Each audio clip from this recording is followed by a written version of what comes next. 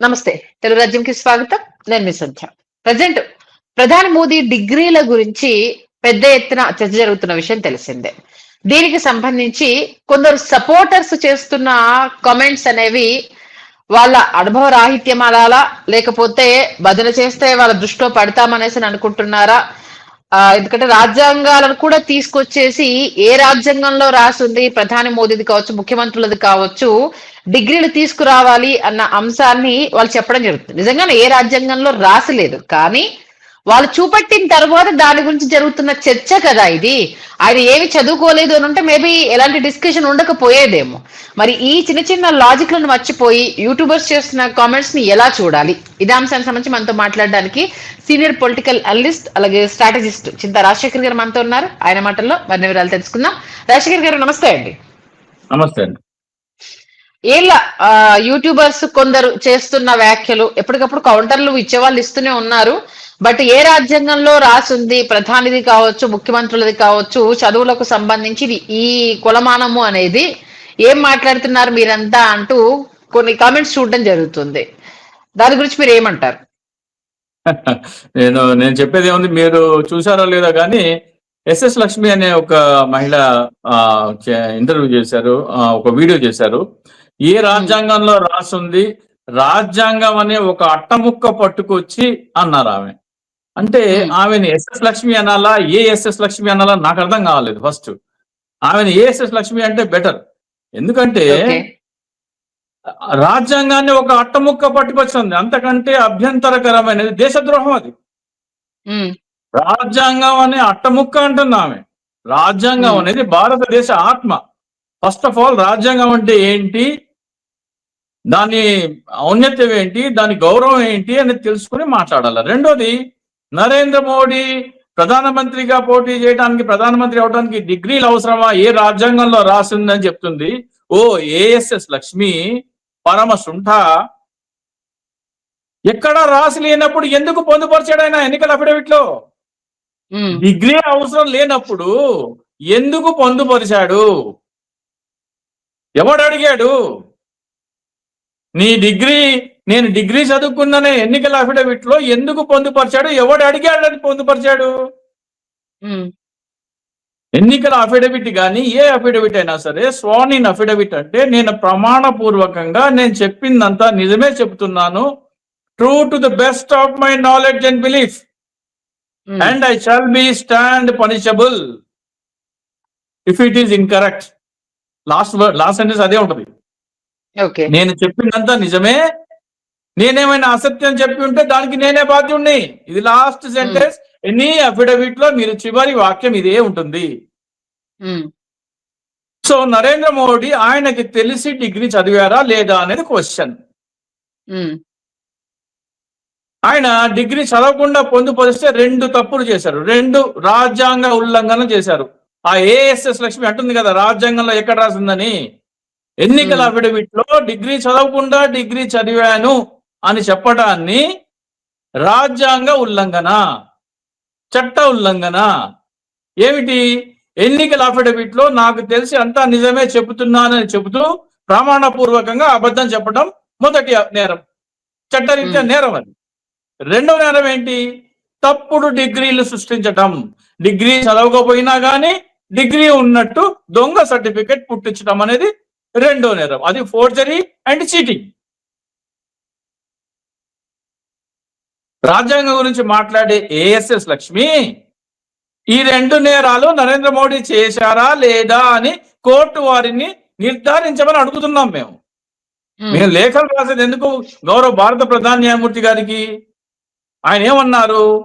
Cockroaches అంటే fake degree ఉన్న వాళ్ళు దేశాన్ని జిల్ల పొరుగులాగా పీడిస్తున్నారు అని ఆయన ఆవేదన చెందారు. ఆయన మనోవేదన గ్రహించి ఫేక్ డిగ్రీ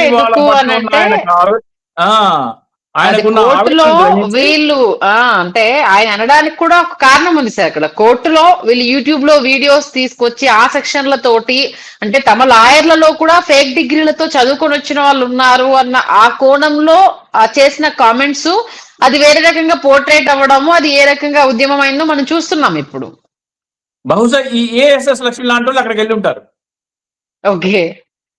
సో ఆమె చెప్పేది ఏంటంటే ఏ రాజ్యాంగంలో రాసింది అని అడిగే మహాతల్లి ముందు ఆ అఫిడవిట్ లో ఏం రాశాడు 2024 నరేంద్ర మోడీ అఫిడవిట్ డౌన్లోడ్ చేసుకుని అందులో పేజ్ నంబర్ 13 చివరి పేరా చదువు, ఆఖరి లైన్స్ చదువు.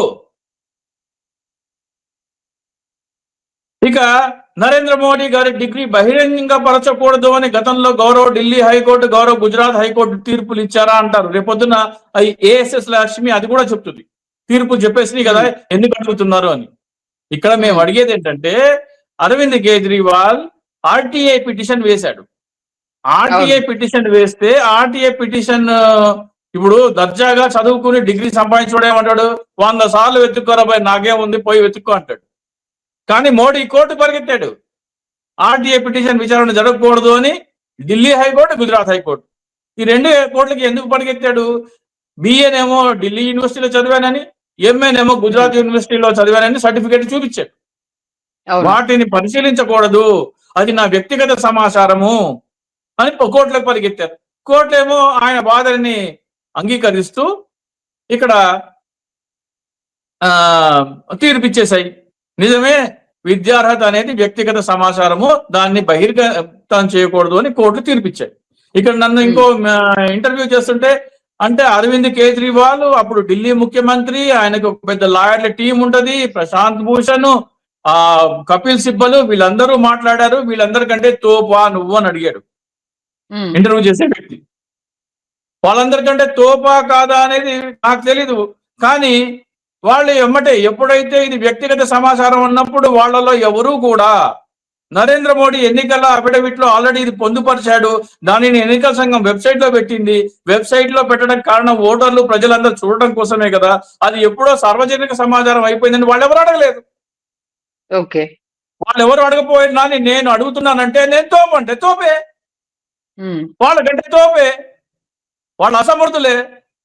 ఓకే, ఇప్పుడు ఆయన అఫిడవిట్ లో పెట్టడం వల్ల దొరికిపోయారు. ఇన్ కేస్ అఫిడవిట్ లో పెట్టకపోయి ఉండి నేను 10th వరకే చదివాను అనేసానంటే అసలు అభ్యంతరం లేకపోయి ఉండేదేమో కదా.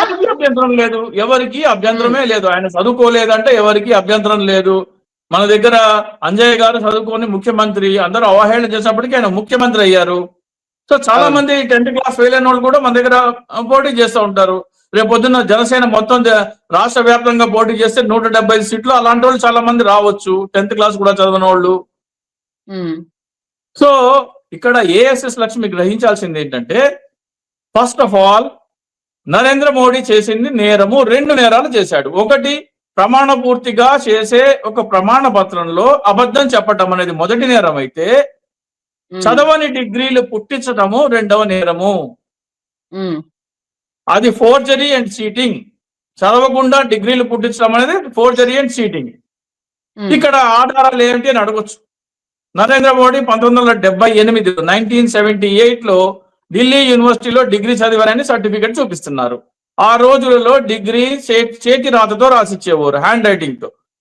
కానీ నరేంద్ర మోడీ చూపిస్తున్న డిగ్రీ కంప్యూటరైజ్డ్ ప్రింటెడ్. ఆ రోజుల్లో computerised printed degree Delhi university ఎవరికి జారీ చేయలేదు. మరి మోడీకి ఎక్కడి నుంచి వచ్చింది? Point number 1. అలాగే 1983లో గుజరాత్ యూనివర్సిటీలో మాస్టర్స్ డిగ్రీ చేశారంటున్నారు. ఆ రోజుల్లో కూడా గుజరాత్ యూనివర్సిటీలో ఇంకా చేతి రాతతోనే రాసేవారు. నరేంద్ర మోడీకి కంప్యూటరైజ్డ్ మాస్టర్స్ డిగ్రీ ఎలా వచ్చింది? ఇది point number 1. Point number 2, masters డిగ్రీలో ఉపయోగించిన లిపి, అక్షరాల శైలి, దాని ఫాంట్ అంటారు, అది అప్పటికి ఇంకా ఆవిష్కృతం కాలేదు. 1990లో వచ్చిన ఫాంట్ ని 1980, ఇవన్నీ క్వశ్చన్ మార్క్స్ ఇక్కడ. ఓకే, చివరిగా ఏం చెప్తారు అంటే, ఇప్పుడు ఈ డిగ్రీలకు సంబంధించి మోదీ గారిని సపోర్ట్ చేస్తున్న వాళ్ళందరికీ చివరిగా చెప్పాలంటే ఏం చెప్తారు? ఇప్పుడు ఆమె ఏఎస్ఎస్ లక్ష్మి అనే ఆమె చాలా మాట్లాడింది. నెహ్రూ దేశద్రోహి అన్నట్టు పాకిస్తాన్ తో మనం 1948 వారు ఓడిపోయామని చెప్తుంది. ఆమెకి ఆ మాత్రం పరిజ్ఞానం లేని పరమశుంఠ 1948లో జరిగిన వార్లో, కాశ్మీర్ వార్లో భారతదేశం ఓడిపోలేదు, కాశ్మీర్ రాజు ఓడిపోయాడు. కాశ్మీర్ రాజు కాశ్మీర్ ని భారతదేశంలో విలీనం చేస్తావా, పాకిస్తాన్ లో విలీనం చేస్తావా, స్వతంత్రంగా ఉంటావా అంటే నేను స్వతంత్రంగా ఉంటాను అన్నాడు. అతను స్వతంత్రంగా ఉండి స్వతంత్ర దేశంగా ఉంటానన్నప్పుడు అతన్ని భారతదేశంలో అంతర్భాగం కాదు. అతని మీద పాకిస్తాన్ దాడి చేసింది. పాకిస్తాన్ దాడి చేసి అతను భారత్ని శరణు కోరాడు. అప్పుడు భారతదేశ హోంమంత్రి ఎవరు? సర్దార్ వల్లభాయ్ పటేల్. మరి నా మీద పాకిస్తాన్ దాడి చేస్తుంది, నాకు సహాయం కావాలి అంటే, భారతదేశం మీద ఎవడైనా దాడి చేస్తే మాత్రమే భారతదేశం తిరుగు సమాధానం ఇస్తుంది. నువ్వు భారతదేశంలో అంతర్భాగం కాదు కాబట్టి మేము మీకు ఎటువంటి సహాయం చేయలేము. నువ్వు భారతదేశంలో విలీనం అవుతున్నట్టు సంతకం చేస్తే, ట్రీటీ ఆఫ్ యాక్సెషన్ అంటారు దాన్ని, సంతకం చేస్తే అప్పుడు మా ఆర్మీని పంపిస్తామంటే, అప్పుడు దిగొచ్చి నేను భారతదేశంలో విలీనం చేస్తున్నాను, విలీనం చేసిన తర్వాత భారతదేశం తన ఆర్మీని కాశ్మీర్కి పంపించింది. కాశ్మీర్కి పంపి తిరిగి తరిమి కొడుతుంటే అప్పుడు జిన్నా ఐక్యరాజ్య సమితికి వెళ్లి సీజ్ ఫైర్ అడిగాడు. అంటే భారతదేశం పాకిస్తాన్తో ఓడిపోయిందని చెప్పే ఈ దౌర్భాగ్యపు ఏఎస్ఎస్ లక్ష్మికి పాకిస్తాన్ సైన్యాన్ని తరిమి కొట్టిన సంగతి తెలీదు. ఆమె ఈ బత్తాయిల వాదన తీసుకొచ్చి, వాట్సాప్ యూనివర్సిటీ వచ్చిన వాదన తీసుకొచ్చి చెప్తుంది, భారతదేశంలో వారులో యుద్ధంలో బాగా పనిచేసిన వాళ్ళకి బ్రిటిష్ సైన్యంలో ఉన్నప్పుడు విక్టోరియా క్రాస్ అని ఇచ్చేవారు. మనకు స్వాతంత్రం వచ్చింది కదా, మనకంటూ ఒక పథకం ఉండాలి, వారిలో బాగా పోరాడిన వాళ్ళకి అని పథక రూపణ పరమవీర చక్ర రూపొందించింది ఎవరు? జవహర్లాల్ నెహ్రూ. ఆయనకి సైన్యం అంటే ద్వేషము, భారతదేశ సైన్యం అంటే పడదు అంటుంది ఈ ఏఎస్ఎస్ లక్ష్మి. పరమవీర చక్ర రూపొందించి దానికి రెండవ అత్యున్నత పురస్కారం, మొదటి అత్యున్నత పురస్కారం అయితే భారత రత్న అయితే, తర్వాత పద్మవిభూషణ్ కాదు, రెండోది పరమవీర చక్ర పొందిన వాళ్ళు అక్కడ కూర్చుంటారు. వాళ్ళకి ఆ స్థాయి గౌరవం ఉంటుంది. సో ఇవేవి పరమవీర చక్ర అంటే ఏంటి, భారత సైన్యం ఏంటి, దానికి ఎటువంటి సైన్యం ఉండాలని నెహ్రూ గారు కోరుకున్నారు, ఇవేమి తెలియని ఏఎస్ఎస్ లక్ష్మి నెహ్రూ గురించి ఏదో మాట్లాడుతుంది. చాలా చూసా నేను. అలాగే లాల్ బహదూర్ శాస్త్రి కూడా నెహ్రూ గారి మీద వాళ్ళు చివర ఒక వాక్యం చెప్తే అంట ఈ రెండు పదాలు వాడతారు. అంటే అది నిజం కాదు, వాళ్ళకి తెలుసు నిజం కాదని. క్వశ్చన్ మార్క్ అసత్య కల్పాలు. ఎట్లా ఉంటదంటే, నరేంద్ర మోడీ ఒక సభలో ఏం చెప్పాడు, నేను గుజరాత్ లో ఎన్నికల్లో నేను ఒక మిషన్ తయారు చేస్తాను, ఒకవైపు ఆలుగడ్డ వేస్తే రెండో వైపు నుంచి బంగారం వచ్చే మిషన్ తయారు చేస్తానని చెప్పాడు. ఆ తర్వాత రాహుల్ గాంధీ అక్కడికి వచ్చి, మీ మోడీ మిమ్మల్ని ఎంత మోసం చేస్తున్నాడు, అతను ఏమన్నాడు మన సభలో, నేను ఒక మిషన్ తయారు చేస్తాను, దాన్ని ఒకవైపు నుంచి ఆలుగడ్డ వేస్తే రెండో వైపు నుంచి బంగారం వచ్చే మిషన్ తయారు చేస్తాను అని మిమ్మల్ని మోసం చేస్తున్నాడు అని చెప్పాడు. ఆ వీడియో ముందు వెనకాల కట్ చేసేసి, నేను ఒక మిషన్ తయారు చేస్తాను, ఒకవైపు నుంచి ఆలుగడ్డ వస్తే రెండో వైపు నుంచి బంగారం వచ్చే మిషన్ తయారు చేస్తాను అని మోడీ అన్నారు అనేది కట్ చేశారు. మిమ్మల్ని మోసం చేశాడు అనేది కట్ చేశారు. అదేదో రాహుల్ గాంధీ అన్నట్టు ప్రొజెక్ట్ చేశారు. ఈ దేశద్రోహ పార్టీ ఏ పార్టీ అయితే, ఏఎస్ఎస్ లక్ష్మి భారతదేశంలో స్వాతంత్ర కోసము ఆజాద్ హింద్ ఫౌజ్ నేతాజీ సుభాష్ చంద్రబోస్ ఏర్పాటు చేస్తే, మీ బత్తాయి పార్టీ రూపకల్పనలు, రూపశిల్పులు, ఏమనాలి దాన్ని, ఐడియాలజిస్టులు ఏం చేశారో తెలుసా? ఎవరు ఆజాద్ హింద్ ఫౌజ్ లో చేరకండి, బ్రిటిష్ సైన్యంలో చేరి నేతాజీ సుభాష్ చంద్రబోస్ ని ఓడించండి అని పిలిపించింది ఎవరమ్మా? మీ సావర్కర్. అలాగే మీ భారతీయ జనతా పార్టీ సిద్ధాంతకర్త, రూపకర్త అయిన శ్యామాప్రసాద్ ముఖర్జీ ఏం రాశాడు? బ్రిటిష్ రాణికి లెటర్ రాశాడు, స్వాతంత్ర ఉద్యమాన్ని ఉక్కు పాదంతో అణిచివేయండి, అందరినీ ఏరి పారేయండి. ఇది మీ చరిత్ర. ఏఎస్ఎస్ లక్ష్మి చరిత్ర పాఠాలు చెప్తారా? వాస్తవాలు మీ వాట్సాప్ యూనివర్సిటీలో వచ్చింది కాదు, చరిత్ర పాఠాలు చెప్తా. నేర్చుకుని మాట్లాడు. అట్లాగే ఇద్దరు బత్తాయిలు ఎక్కువ మాట్లాడుతున్నారు. ఇద్దరు బత్తాయిలు, ఒక ఆమెమో సినీ నటి మాధవి, ఇంకో ఆమె రాములమ్మ. వీళ్ళు బీజేపీని భుజాల మీద మోస్తున్నారు. వీళ్ళు చిన్న చితక వీళ్ళు నరేంద్ర మోడీని వీరికంటే కోట్ల రెట్లు ఎక్కువగా మధు కిషోర్ అనే ఒక జర్నలిస్ట్, గుజరాతీ జర్నలిస్ట్ మోసారు. 2002లో భారతదేశం మొత్తం నరేంద్ర మోడీని చీత్కరించుకుంటున్న రోజులలో నరేంద్ర మోడీ ఒక దార్శనికుడు, ఒక లీడరు, ఒక విజనరీ, ఓ దేశభక్తుడు అని ఆమె మోడీ నామా అనే ఒక పుస్తకం రాసింది. 1000 పేజీల పుస్తకం. ఈ బత్తాయిలు ఎవరు రాయలా. ఈ ఎస్ఎస్ లక్ష్మి గాని, సారీ ఏఎస్ఎస్ లక్ష్మి గాని, రాములమ్మ గాని, మాధవలత గాని వీళ్ళెవరు రాయలా ఆ పుస్తకాలు. ఆమె మోడీ నామా అనే పుస్తకం రాసి దేశంలో ఉన్న అన్ని రాష్ట్రాల్లో అన్ని ప్రధాన నగరాల్లో తిరిగి ప్రచారం చేసి ఇది చదవండి అన్న తర్వాత మోడీకి హైప్ వచ్చింది. ఈ రోజున మధు కిషోర్ ఏమంటుందంటే, నేను జీవితంలో చేసిన అతిపెద్ద పాపం మోడీని పూర్తిగా అధ్యయనం చేయకుండా ఆయన మీద పుస్తకం రాసి ఆయన కోసం ప్రచారం చేయడము. ఆయన పరమ నీచుడు, పరమ నికృష్టుడు, వుమనైజర్, ఆర్ఎస్ఎస్ బీజేపీ ఆడపడుచులని చిన్న దుర్మార్గుడు అని చెప్పి అంటున్నాను. వీళ్ళకంటే 1000 రెట్లు ఎక్కువ మోడీ భజన చేసిన ఆమె. ఆమెలాగా వీళ్ళు ఎవరు పుస్తకాలు రాయలేదు, మోడీని అధ్యయనం చేయలేదు. ప్రతిరోజు రాత్రి ఒక బీజేపీ లేదా ఆర్ఎస్ఎస్ మహిళ ఆడబడుచుతో గడిపేవాడు. ఇది నేను అంటున్న మాటలు కాదు, మధు కిషోర్ అంటున్న మాటలు. ఏ మధు కిషోర్? మోడీ నామా అని మోడీని పొగుడుతూ 1000 పేజీల పుస్తకం రాసిన మధు కిషోర్ అన్న మాటలు ఇవి. కరెక్టే సార్. అంటే మాటలు చెప్పడం వేరు, దానికి సంబంధించి ఆధారాలు చూపించడం వేరు కదా. ఆయన ఏంటంటే స్టేట్మెంట్లు ఇచ్చారు కానీ ఎక్కడ ఆధారాలు చూపించలేదు ఆయన. సో వీళ్ళకి చెప్తున్నాను, ఒకసారి ఆ మధు కిషోర్ వీడియోలు వింటే వీళ్ళకి కొద్దిగా జ్ఞానోదయం అవుతుంది. కరెక్టే సార్, అదే నేను అంటున్నాను కదా. ఇప్పుడు వాళ్ళు చెప్పేది ఏంటంటే ఆయన స్టేట్మెంట్లు ఇచ్చారు, ఎక్కడ మోదీ గారు ఇలా చేశారు అన్న ఆధారాలు ఎందుకు చూపించలేకపోయారు అంటూ క్వశ్చన్ చేస్తారు కదా. ఎవరు వీళ్ళ? అంటే తెలుగు వాళ్ళు అడిగే ప్రశ్నలా? తెలుగు వాళ్ళ ప్రశ్నలకి మధు కిషోరే సమాధానం చెప్తుంది. అదే అంటే అంత ఉన్నప్పుడు మధుకిషోర్ గారు ఎందుకు ఆధారాలు బయట పెట్టలేకపోయారు అంటూ మరో క్వశ్చన్ రైజ్ అవుతుంది కదా. ఇప్పుడు మధు కిషోర్, ఇప్పుడు అందరు ఏమనుకున్నారు, వాజ్పేయికి పెళ్లి కాలేదు అనుకున్నారు. ఇప్పుడు సుబ్రహ్మణ్య స్వామి ఏం చెప్తున్నాడు, వాజ్పేయి రాజ్ కుమారి కౌల్ అనే ఆమె భర్త ఉండగా అతని భర్తను తరిమేసి ఆమెని వశపరుచుకొని ఆమెతో బిడ్డని కన్నాడని చెప్తుంది.